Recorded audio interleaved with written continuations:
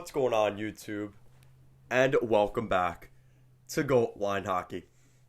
It's your boy, Kevin Forte, and I don't know how to start this video because, man, that was a difficult game to watch last night. Game 5 between the New York Islanders and the Tampa Bay Lightning. The Tampa Bay Lightning win Game 5. Not 1-0, not 2-0, not 3-0, not 4-0, not 5-0, not 6-0. We're still going. Not 7-0. 8. 8-0 Tampa Bay Lightning. And this was I've watched both these teams play this playoff so far.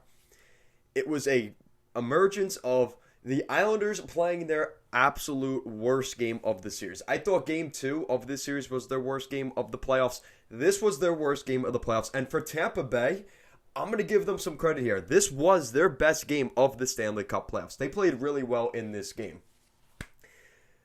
So, yeah, I know. A lot of you were commenting on my video yesterday saying, oh, that turned out well, this and that. I know. It was rough to watch. The Islanders go down early. Steven Stamkos, who was held to only 1 point through the first 4 games of this series. He almost gets a hat trick in this game. The big boy showed up for the Lightning. And it was waves and waves coming over and over and over again. And the Islanders just couldn't handle it. An early goal by Stamkos 45 seconds into the game. A goal Varlamov could not stop. That was the theme of this game. There were a lot of plays. Semyon Varlamov could not be at fault for a lot of these plays. Now, the first goal, too, Ryan Pulock, quite fittingly with how he ended Game 4, was the star of the show for the Islanders. But in Game 5 here, he did not start off really great. I mean, that was a play where Ryan Pulock has to take Steven Stamkos. He elects not to. He kind of covers the same guy that Jean-Gabriel Pageau was covering, and it ends up in the back of the net, and it's 1-0 Tampa Bay very early in the game.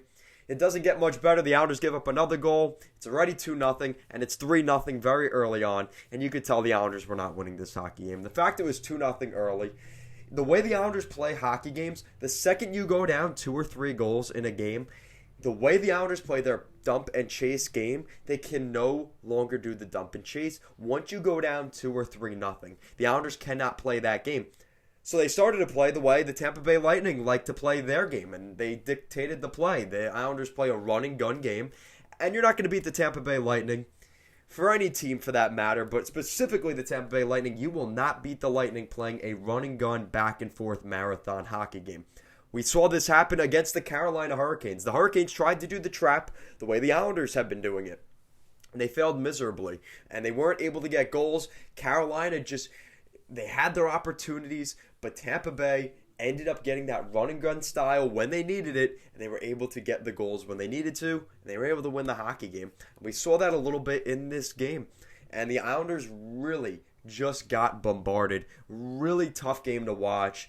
The Islanders were disrespected by the end of the game. You saw the Goudreau cross-check across Cizikas' back. Not a fan of that. Matt Barzal will probably get some clarification here. If we haven't already about his situation, I expect the maximum of a fine. He's going to get fined. If he gets suspended, that's a really big loss for the Islanders going into Game 6. But that is something to look at. I'm not even going to go over the rest of the game. The Islanders point scored again, a bunch of power play goals, Hedman getting more assists. It was an absolute shit show. Yanni Gourde gets a goal. The Islanders just were embarrassed in this game. A really hard game to watch, and it's going to make for a very interesting Game 6. I will be at Game 6 tomorrow night, and I don't even know what to think. This could very well be the last game at Nassau Coliseum, and hopefully it doesn't end tomorrow night. But if it does, you have to look at this season as, once again, the Islanders were not supposed to be where they were again. They were supposed to lose in 3 to Pittsburgh. They were supposed to lose in 2 to Boston. They were supposed to lose in 2 to the Tampa Bay Lightning. And look where they are. They're taking this team to Game 6 once again. And the most difficult series that we've seen the Tampa Bay Lightning have to go through. They were up 3-1 on the Panthers. They let the Panthers win Game 5. They should have won that in 5. They beat Carolina in 5, a very good Rod Brind'Amour hockey team.